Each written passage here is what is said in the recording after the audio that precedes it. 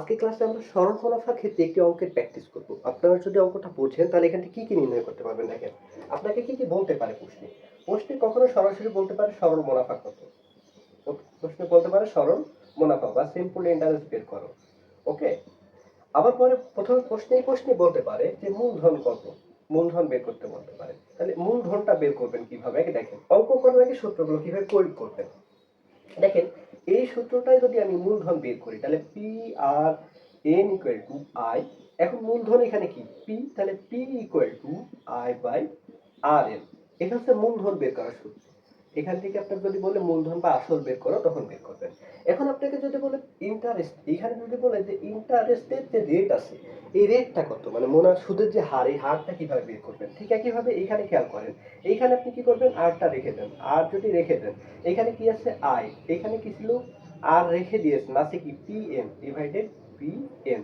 এটা হচ্ছে সুদের হার বের করার সূত্র, সুদের হার বের করার সূত্র। ঠিক একইভাবে আপনাকে এই প্রশ্ন থেকে যদি আবার বলে যে সময়টা বের করো, যদি টাইমটা বের করতে বলে তাহলে কি এন বের করবেন। তাহলে এন আপনি রেখে দিলেন এই পাশে, রেখে দিলে কি আই বাই পি আর। তাহলে এইটা হচ্ছে ওই যে সুদের যে সময়, এই সময়টা হচ্ছে বের করতে নিতে হবে। তার মানে এই কয়টা সূত্র প্রয়োগ করে আপনি কি সরল মুনাফা ক্ষেত্রে যতগুলো অঙ্ক থেকে করতে পারবেন। এবার ভাই আসি, আপনি যে অঙ্কটার কথা বলছিলাম, আপনার অঙ্কে বলছে যে 10% সরল মুনাফায় কি বলছে দেখেন, 10% সরল মুনাফায় 2000 টাকা এক বছরের মুনাফা কত হবে। খেয়াল করেন পার্সেন্টেজ মানে কি বলেছিলাম, আর ওই যে সুদের যে রেট ছিল, সুদের হার আর পেয়েছি। এখন বলছে যে 10% সরল মুনাফায় 2000 টাকা এক বছর, বছর মানে কি ওই যে এন সময়, এন পেয়েছি।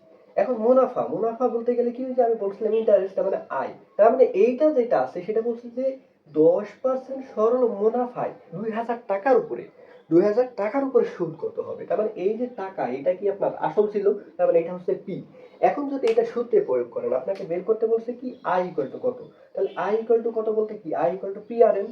তাহলে পি আর এন, পি এর মান কত পেয়েছেন আপনি এখানে 2000, বসাই দেন 2000 ইনটু আর এর মান রেট কত পেয়েছেন, রেটটা বের করবেন কিভাবে, যে আর ইকুয়াল টু পেয়েছেন আপনার 10% দেওয়া আছে, এটাকে কি 100 দ্বারা ভাগ করবেন, তাহলে পার্সেন্টেজ পেয়ে যাবেন 10 ভাগ 100 ইনটু এইখানে আর কি বলছে সময় কত 1।